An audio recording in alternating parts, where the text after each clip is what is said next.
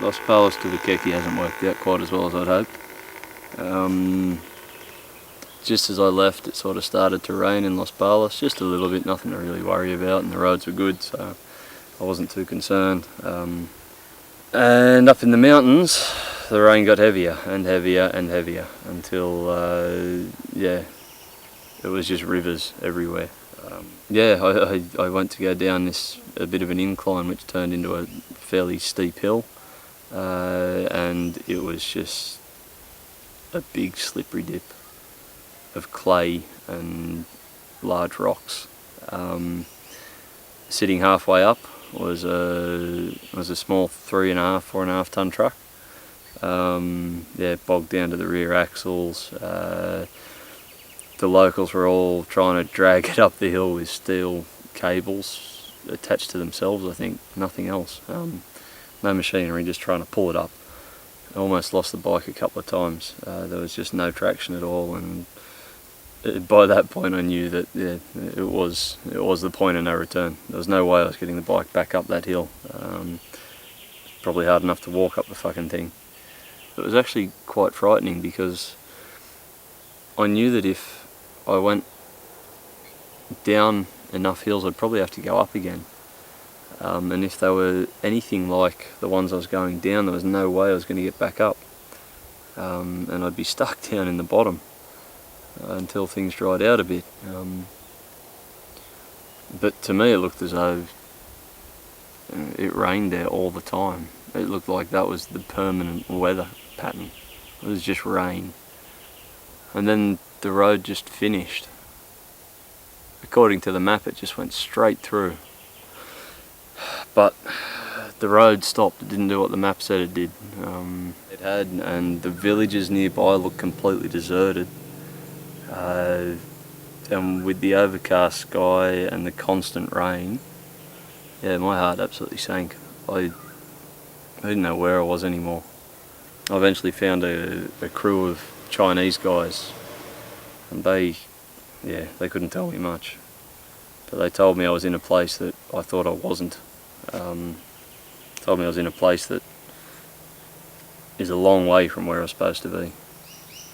I went back the other way, found some kids walking along the street, and they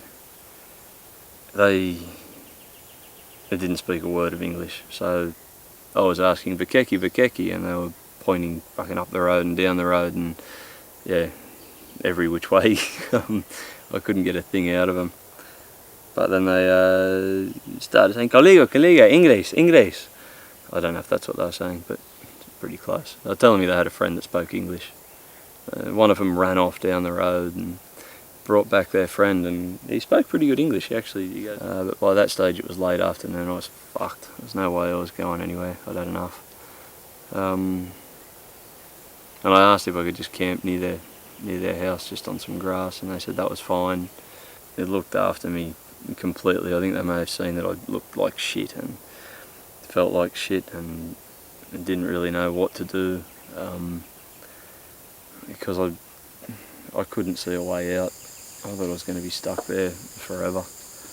I couldn't see myself getting up the hill in front of me, and there was no way I was getting up the hill behind me.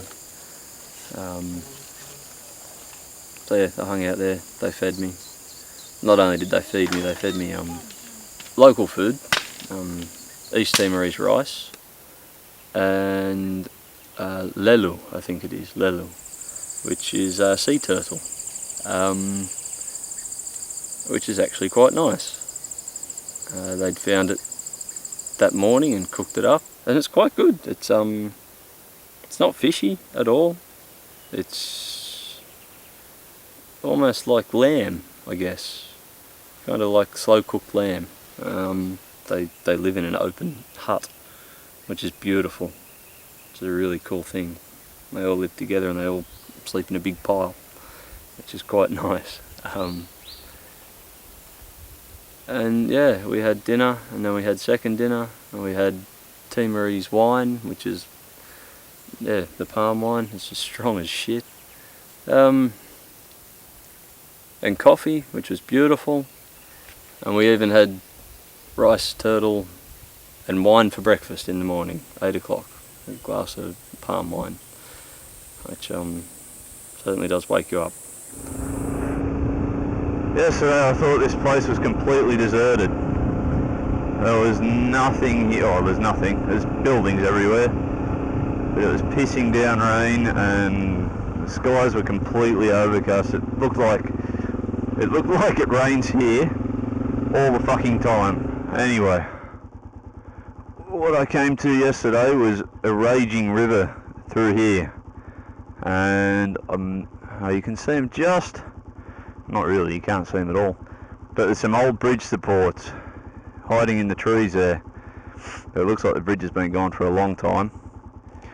So this is the road I was told about. I must admit, yesterday it was in better condition. We know this is the road to Vikeki.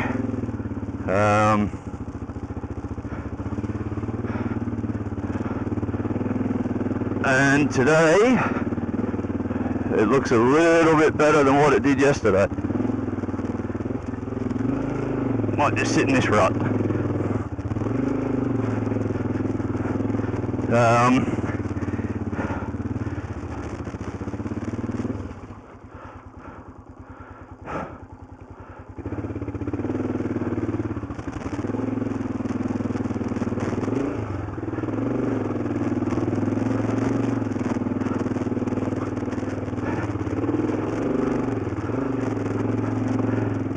I've just had to stop on the side of the road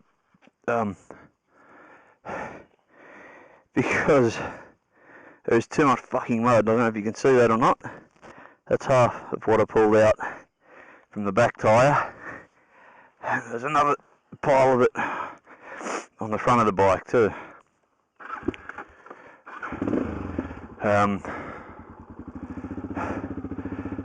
The stuff on the rear was stopping the tyre from turning,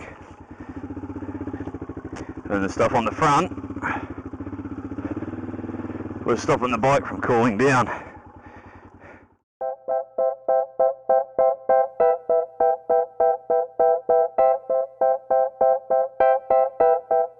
I don't know how these guys do it. I'm struggling through this mud at the moment. And these guys have got 4 on a bike. Right. I have no idea where the fuck I'm going. That doesn't look much like a street sign. How are you? Good. Vikeki. This way. Awesome, man. Thank you.